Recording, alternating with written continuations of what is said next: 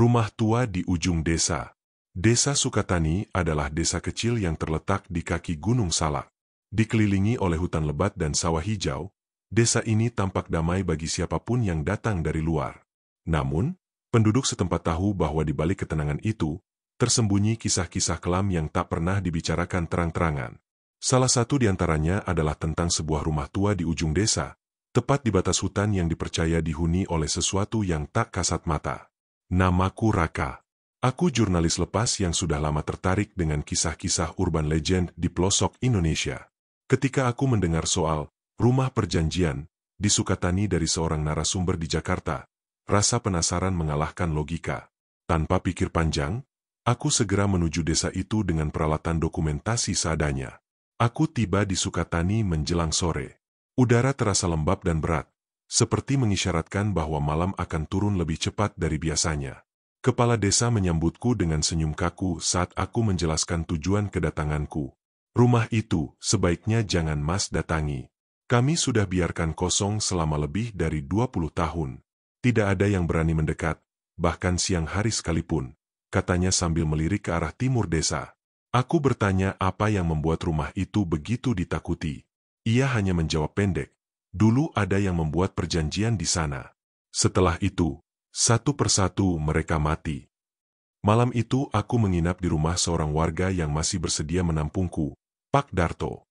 Ia sudah berusia sekitar 60 tahun, dengan wajah yang menyimpan banyak cerita. Setelah makan malam, aku mencoba memancing informasi lebih lanjut. Dulu ada seorang pemuda pintar, namanya Wisnu, kata Pak Darto pelan. Ia ingin cepat kaya. Tidak puas hidup miskin. Ada yang bilang dia ke gunung, ada juga yang bilang dia bertapa di rumah tua itu. Tapi yang jelas, setelah itu hidupnya berubah drastis. Kaya mendadak, punya sawah, rumah besar, istri cantik. Tapi semua hanya sebentar. Aku diam menyimak. Pak Darto menarik napas panjang sebelum melanjutkan. Suatu malam, kami dengar suara tangisan perempuan dari rumah Wisnu.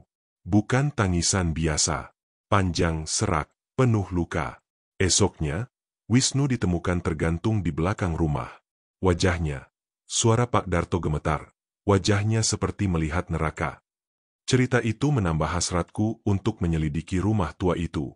Keesokan paginya, aku bertekad untuk melihat langsung, meski sudah diperingatkan berkali-kali. Aku menyusuri jalan setapak yang mulai ditelan rumput liar, menembus semak-semak hingga akhirnya berdiri di hadapan sebuah bangunan reyot yang nyaris rubuh. Dindingnya hitam seperti terbakar, jendelanya pecah, dan bau tanah basah bercampur bangkai sangat menusuk hidung. Aku memasuki rumah itu perlahan, merekam setiap sudut dengan kameraku. Suasana di dalam benar-benar berbeda, hampa, namun berat. Seolah ada sesuatu yang mengawasi dari balik kegelapan. Aku memotret sebuah lukisan tua di dinding, menggambarkan seorang perempuan dengan rambut panjang menutupi sebagian wajahnya. Matanya kosong, namun terasa seperti menatap langsung ke dalam jiwaku. Tiba-tiba, kameraku mati. Baterainya penuh saat aku datang. Lampu senterku pun berkedip-kedip seolah akan padam. Aku mendengar suara bisikan dari arah dapur. Suara perempuan, pelan. Kau datang untuk mengulang? Aku berbalik dengan cepat, namun tak ada siapa-siapa. Nafasku memburu. Aku bergegas keluar, tetapi sebelum kaki menyentuh beranda, langkahku terhenti. Di cermin retak yang tergantung miring di dinding, aku melihat sosok di belakangku. Seorang perempuan berpakaian putih, rambut panjang menutupi wajah, berdiri diam tak bergerak. Aku menoleh. Kosong. Tapi saat aku kembali melihat cermin itu, sosoknya semakin dekat. Wajahnya mulai tampak pucat, matanya hitam legam, senyumnya robek hingga ke pipi. Aku lari keluar sekuat tenaga, tak berani menoleh ke belakang. Jantungku seperti akan meledak. Sesampainya di rumah Pak Darto, aku langsung pingsan karena kelelahan dan ketakutan. Aku bangun tengah malam. Lampu rumah padam. Hanya cahaya rembulan dari celah jendela yang memberi sedikit penerangan. Aku melihat sekeliling. Sunyi. Tapi kemudian aku mendengar suara itu lagi, tangisan lirih perempuan, seperti yang diceritakan Pak Darto. Tangisan itu makin lama makin dekat. Dan kemudian, terdengar suara ketukan lembut di jendela kamarku. Tok, tok, tok.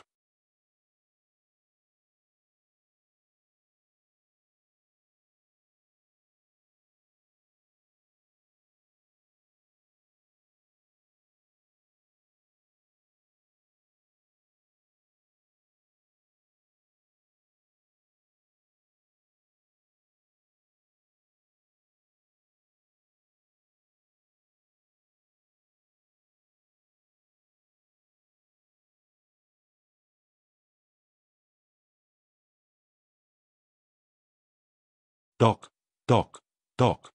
Ketukan itu terdengar pelan, seolah dilakukan oleh tangan yang lemah. Tapi justru itulah yang membuatnya terasa tidak wajar. Aku masih berbaring di ranjang tamu rumah Pak Darto. Tubuhku membeku. Tak ada yang berani kuperbuat kecuali menahan napas dan memasang telinga. Tok, tok, tok. Kali ini terdengar lebih keras. Perlahan aku bangkit, menatap jendela yang hanya tertutup tirai tipis. Di balik kain putih itu, samar terlihat bayangan seseorang berdiri. Tingginya tak wajar. Bayangan itu diam, namun aku tahu dia menatap ke arahku. Aku mengambil senter dan menyalakannya ke arah jendela. Kosong. Tak ada siapa-siapa. Tapi ketika aku menurunkan senternya, tirai itu terangkat sendiri, pelan, seperti disingkap dari luar. Raka! Aku hampir berteriak saat suara Pak Darto menggema dari luar kamar. Dia masuk tergesa-gesa, menyalakan lampu utama dengan senter besar di tangannya. Jendela kembali normal, seolah tak pernah terjadi apa-apa. Apa yang Mas lihat? Tanyanya cepat, nadanya gugup. Aku hanya menggeleng, meski keringat dingin membasahi seluruh tubuhku. Pak Darto tidak berkata apa-apa lagi malam itu. Dia hanya duduk di ruang tamu, menggumamkan doa-doa sambil memeluk tasbih kayu. Aku tahu, dia pun sebenarnya takut. Dan mungkin, dia tahu lebih banyak dari yang ia katakan. Paginya, aku memutuskan kembali ke rumah tua itu. Tidak sendirian. Kali ini aku ditemani oleh seorang dukun desa bernama Mbah Tarmi, perempuan tua dengan wajah keras dan tatapan menusuk. Meski usianya hampir 80, ia masih tegap dan jalannya cepat. Kau sudah disentuh, kata Mbah Tarmi begitu melihat wajahku. Kuntilanak itu belum puas. Dia sedang menawarimu sesuatu. Apa maksudnya menawari? Tanyaku, mencoba bersikap tenang. Perjanjian. Seperti yang dilakukan Wisnu. Dia menawarkan kekuatan, keberuntungan, tapi balasannya adalah jiwamu. Aku tertawa kecut. Saya nggak percaya hal begituan. Mbah Tarmi menatapku tajam. Kalau begitu kenapa kau kembali ke rumah ini? Aku terdiam. Sesampainya di sana, suasana rumah tua itu lebih buruk dari kemarin. Kabut tipis menggantung rendah, menutup sebagian tanah di sekitarnya. Pohon-pohon yang berdiri di sekitar rumah seperti lebih gelap dari biasanya, dan udara dipenuhi aroma melati basi. Jangan masuk dulu, kata Mbah Tarmi. Ia mengeluarkan sesuatu dari kantong kainnya, sebuah cermin kecil yang dibungkus kain merah. Ini cermin pemanggil. Kita akan coba lihat siapa yang memanggilmu. Aku tidak mengerti maksudnya, tapi ikut duduk bersila di tanah. Mbah Tarmi membuka cermin itu perlahan dan menaruhnya di hadapan kami.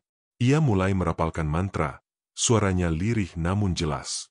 Angin tiba-tiba berhembus kencang, meski tidak ada satupun pohon bergerak. Dan dalam cermin itu, muncul sesuatu. Pertama samar, seperti kabut. Tapi lama-lama membentuk wajah. Seorang perempuan dengan rambut panjang, kulit pucat, mata kosong seperti kolam hitam tak berdasar. Wajah itu tersenyum, bibirnya bergerak namun tak bersuara. Ia menunjuk ke arahku. Cermin retak. Aku terjatuh ke belakang karena terkejut.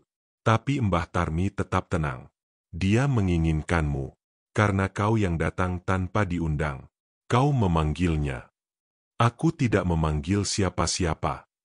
Siapapun yang memasuki rumah itu tanpa izin, dianggap membuat janji. Dan janji dengan arwah bukan sesuatu yang bisa diingkari. Sepulang dari rumah itu, aku merasa mulai kehilangan waktu. Jam terasa melambat, bahkan kadang berhenti. Makanan terasa hambar, tidur tak pernah nyenyak. Setiap malam aku mendengar suara tangisan. Bukan hanya dari luar rumah, kadang dari dalam lemari, dari bawah tempat tidur, bahkan dari dalam kepalaku sendiri. Aku mulai melihat sosoknya di mana-mana. Di jendela, di pantulan sendok logam, di layar kamera yang tiba-tiba menyala sendiri. Bahkan saat aku mandi dan menyeka cermin, dia muncul sekelebat, berdiri di belakangku. Aku putuskan untuk kembali ke kota. Tapi saat aku sampai di terminal kecil desa itu, tak ada satupun angkot atau ojek. Orang-orang hanya menatapku aneh. Mereka tidak bicara. Bahkan sopir yang kemarin ramah pun pura-pura tak mengenaliku. Aku seperti tak bisa keluar dari desa ini. Malam itu, Aku terjebak di sebuah pondok kosong karena hujan deras. Angin menjerit di antara pohon-pohon. Aku duduk gemetar, mencoba menyalakan senter, namun gagal. Lalu aku lihat lagi, di balik tirai plastik robek jendela, ada matanya. Mata hitam itu menatapku seperti lapar.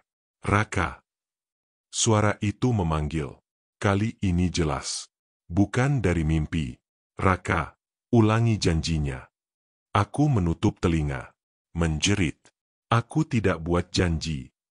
Tiba-tiba suara itu berubah menjadi tertawa. Kecil, lalu membesar, menggema seperti dari banyak arah sekaligus. Di lantai pondok, air hujan membentuk tulisan samar. Kau sudah milikku. Aku tidak ingat bagaimana aku bisa tertidur malam itu. Yang pasti, saat aku terbangun, hujan telah reda, dan matahari malu-malu menembus celah-celah atap pondok reot. Tubuhku menggigil, bukan hanya karena udara pagi yang dingin, tapi karena sesuatu yang lain. Sesuatu yang terasa seperti luka di dalam. Di lantai pondok, tulisan yang terbentuk dari air hujan semalam telah mengering. Namun bekasnya masih terlihat samar. Kau sudah milikku. Aku mencoba meyakinkan diri bahwa itu hanyalah ilusi.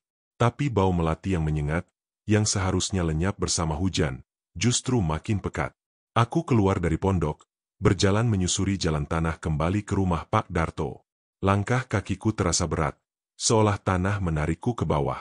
Di setiap bayangan pohon, aku melihat siluet rambut panjang menjuntai. Tapi saat kuedipkan mata, semuanya lenyap. Sesampainya di rumah Pak Darto, suasananya sunyi. Tidak ada suara ayam, tidak ada suara radio seperti biasanya. Bahkan pintu rumah terbuka sedikit. Aku masuk pelan-pelan dan memanggil, Pak Darto? Tak ada jawaban. Aku masuk ke ruang tamu, kosong. Lalu ke dapur, gelap dan berantakan. Piring-piring pecah di lantai. Air menggenang di bawah meja. Dan di dinding, ada coretan merah. 3 malam sebelum jiwamu diambil. Aku merinding. Lalu aku melihat ke lantai, tepat di depan kulkas. Jejak kaki basah, kecil, seperti milik perempuan, tapi mengarah keluar rumah. Tanpa pikir panjang, aku mengikuti jejak itu. Mereka membawaku ke tepi desa, ke arah yang berlawanan dari rumah tua. Jalan itu jarang dilewati orang, dan semak belukar tumbuh liar. Aku terus berjalan sampai tiba di sebuah tanah lapang dengan pohon sawo besar di tengahnya. Pohon itu tua, sangat tua, batangnya besar, penuh luka bekas goresan dan ukiran nama-nama yang samar terbaca. Aku mendekat, dan tiba-tiba, angin berhenti. Semua suara alam lenyap, seolah waktu membeku. Di bawah pohon itu, aku melihat sesuatu. Sebuah bekas lingkaran ritual dari abu hitam. Di tengahnya, ada 3 boneka jerami tertancap paku di kepala. Di batang pohon, ada cermin kecil tergantung dengan pita merah.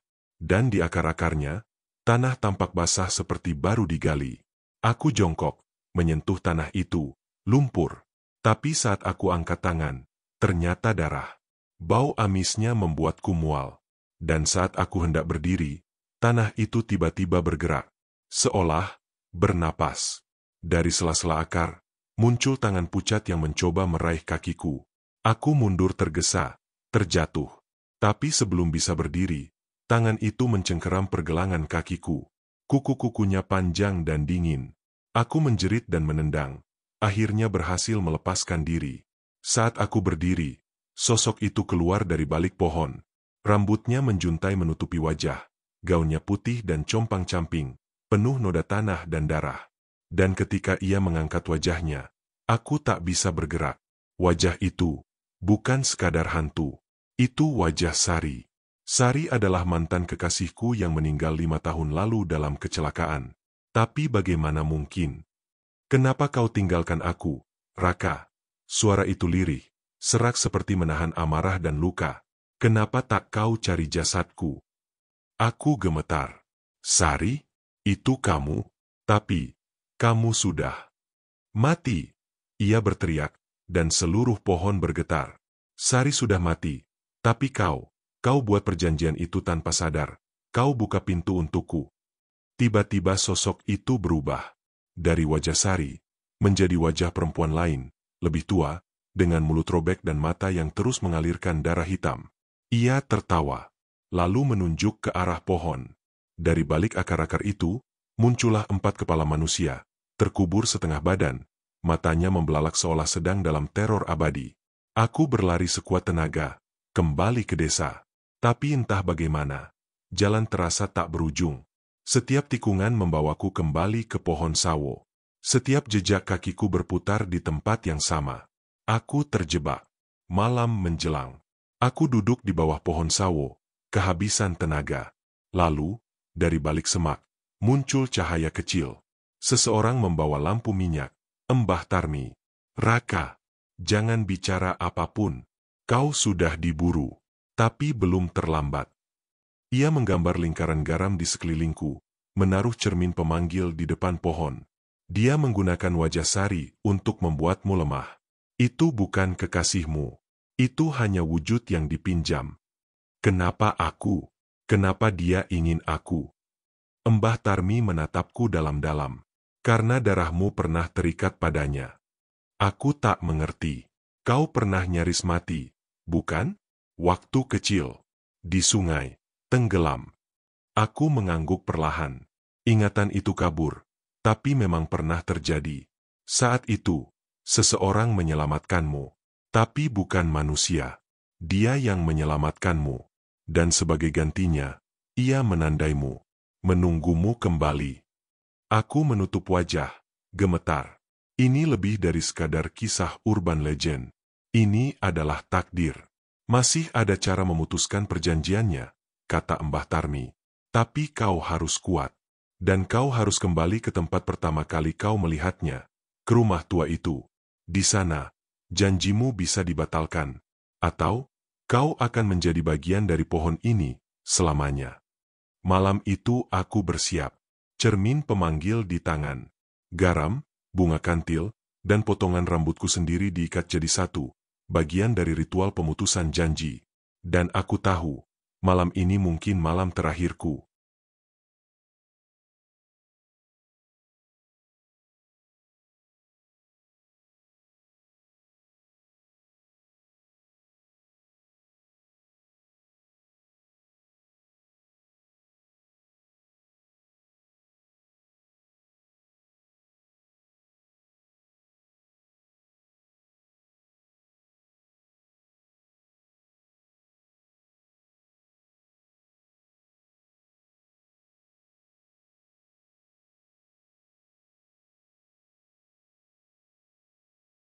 Langit malam itu seperti luka yang menganga.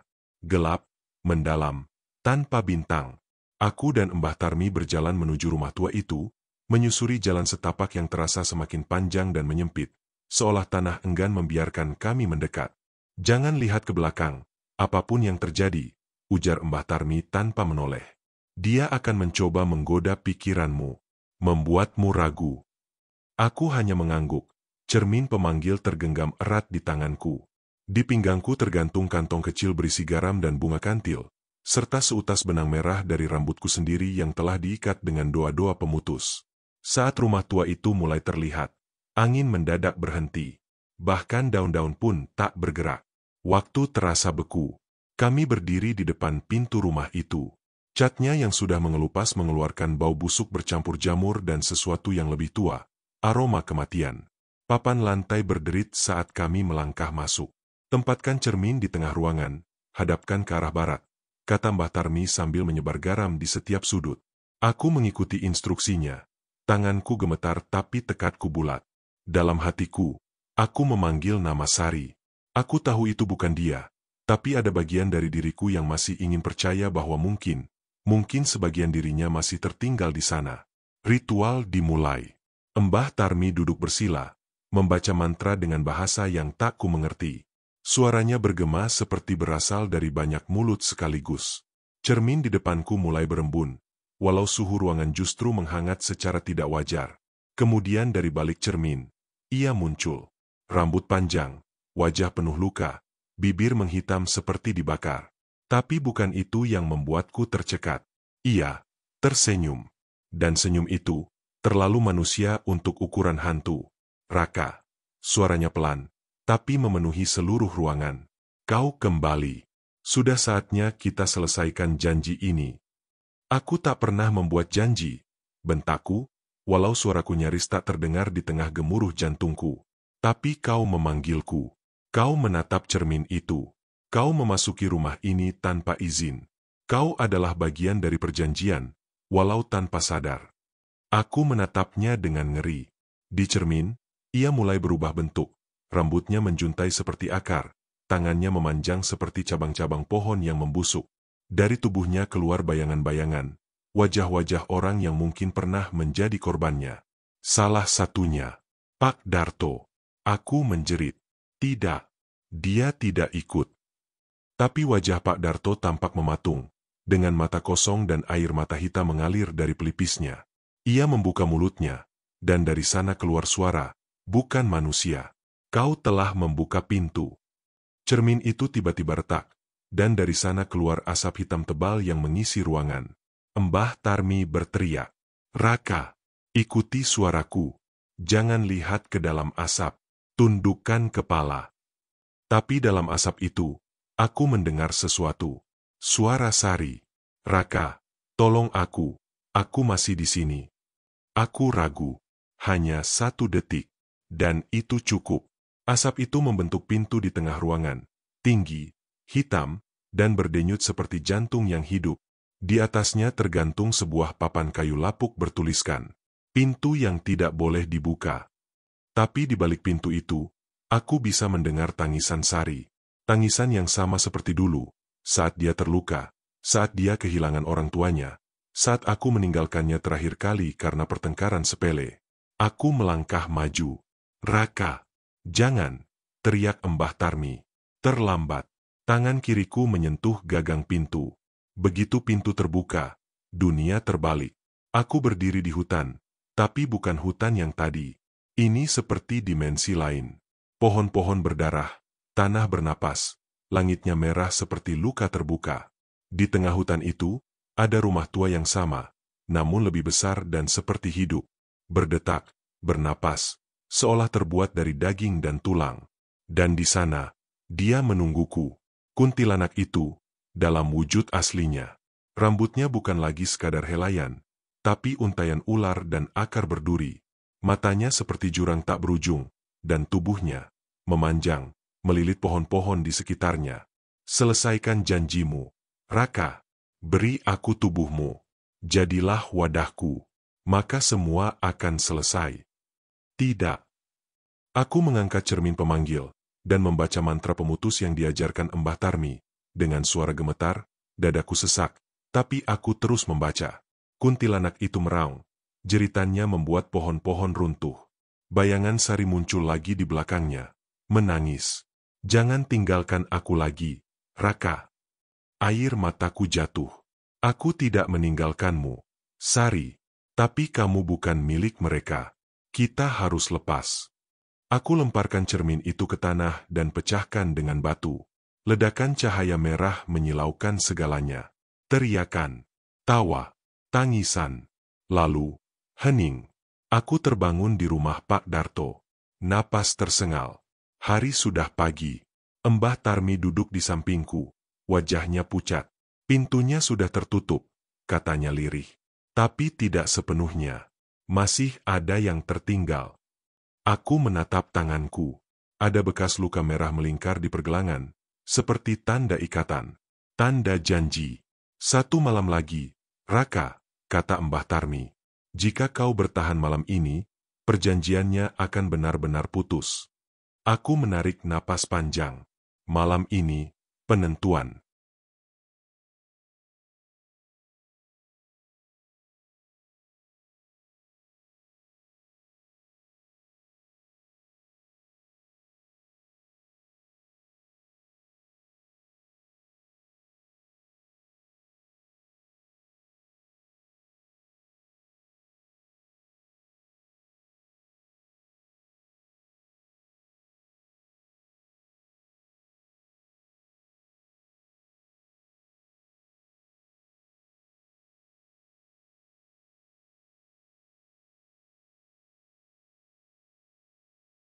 Malam turun dengan cara yang tidak biasa, tanpa transisi, tanpa senja. Hanya dalam sekejap, langit biru menjadi kelam dan tanah kehilangan bayangannya.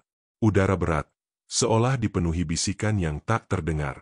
Aku duduk di ruang tamu rumah Pak Darto. Lilin menyala di sekelilingku, membentuk lingkaran cahaya yang rapuh. Mbah Tarmi duduk di depanku, mata terpejam, bibirnya tak henti merapalkan doa-doa. Di tengah lingkaran lilin itu, terdapat mangkuk tanah liat berisi darah ayam hitam, bunga kantil, dan rambutku sendiri. Malam ini adalah titik akhir, kata Mbah Tarmi pelan, tanpa membuka mata. Dia akan datang dengan seluruh kekuatannya. Dan kau harus kuat, karena hanya kaulah yang bisa memutuskan, hidup, atau menjadi miliknya selamanya. Aku mengangguk, tapi jauh di dalam diriku, aku tahu, aku tidak kuat. Tiba-tiba seluruh lilin padam serempak. Gelap, sunyi, lalu, jeritan panjang dari luar rumah. Jeritan yang menusuk sampai ke tulang belakang. Jeritan yang lebih mirip tangisan bayi dan lolongan anjing liar bercampur menjadi satu. Suara itu datang semakin dekat. Tok, tok, tok. Pintu depan diketuk, pelan. Kemudian makin keras. Tok, tok, tok. Jangan jawab, bisik Mbah Tarmi. Jangan bicara. Jangan buka mata. Aku memejamkan mata, mencoba memusatkan pikiran. Tapi suara-suara itu menyusup ke dalam kepala. Raka, ini aku, Sari. Bukalah pintunya. Aku kedinginan.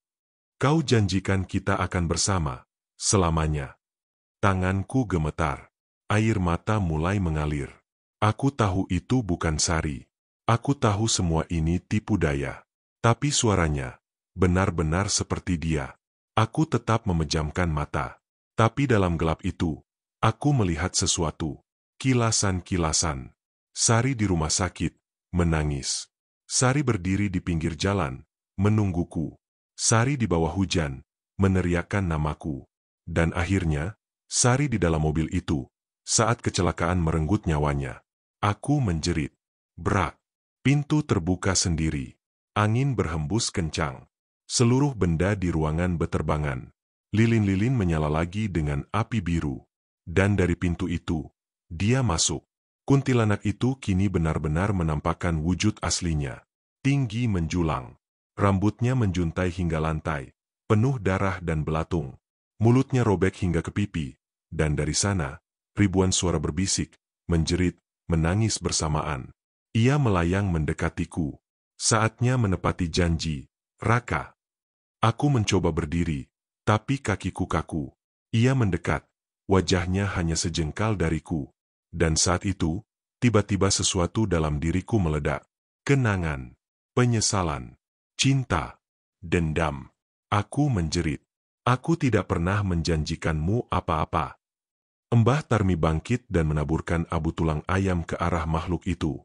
Kuntilanak itu menjerit. Suaranya mengguncang rumah hingga retak-retak. Tapi ia tidak hancur. Ia hanya mundur sedikit, lalu tertawa. Tapi kau memanggilku. Kau membuka pintu. Kau menyesali hidupmu. Dan penyesalan adalah undangan. Tiba-tiba, tubuhku terasa berat. Aku tak bisa bernapas. Seolah dadaku dihimpit batu besar. Di dada kiriku muncul bercak hitam, membesar, seperti membusuk dari dalam. Aku tahu, jiwaku sedang ditarik. Aku akan menyerahkan diriku, tapi lepaskan semua yang lain. Jangan ambil siapapun lagi, bisikku, lemah. Tawa makhluk itu berhenti. Ia menatapku, lalu mengangguk. Baik, kau untukku, yang lain bebas. Mbah Tarmi menjerit. Raka, jangan. Itu hanya tipuannya. Jangan buat janji baru. Tapi semuanya sudah terlambat. Tubuhku mulai terangkat dari lantai, seperti diserap oleh kekuatan tak terlihat. Dunia di sekelilingku menjadi gelap. Gelap dan tenang. Lalu aku terbangun. Sendiri. Di tengah hutan. Di hadapanku, berdiri rumah tua itu. Tapi kali ini, dalam keadaan terbakar. Api melalap setiap sudut bangunannya. Teriakan-teriakan terdengar dari dalam. Ratusan suara, semua memohon pertolongan. Di salah satu jendela, aku melihat wajah Sari. Ia menatapku, Air matanya mengalir. Maafkan aku, bisikku. Tapi aku tidak bisa menyelamatkanmu. Aku hanya manusia biasa. Sari mengangguk, lalu tersenyum. Ia mundur masuk ke dalam kobaran api. Aku terbangun sekali lagi. Kali ini, di ranjang rumah sakit. Di sebelahku, duduk Mbah Tarmi. Tubuhnya lemah, wajahnya pucat. Kau kembali, katanya lirih. Rumah itu lenyap malam tadi. Api dari dalam. Tak satu pun puing tersisa.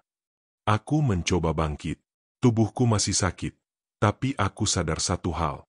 Tandanya, hilang. Luka merah di pergelangan tanganku telah lenyap. Perjanjiannya, selesai. Tanyaku. Mbah Tarmi mengangguk. Untukmu, ya. Tapi ada yang tetap tinggal. Ia tidak akan pernah benar-benar mati. Ia hanya tertidur. Menunggu seseorang baru. Aku menutup mata. Air mata jatuh perlahan. Perjalanan ini telah merenggut banyak. Tapi untuk pertama kalinya, aku merasa bebas. Epilog. 3 bulan kemudian, seorang mahasiswa arsitektur dari kota datang ke desa itu.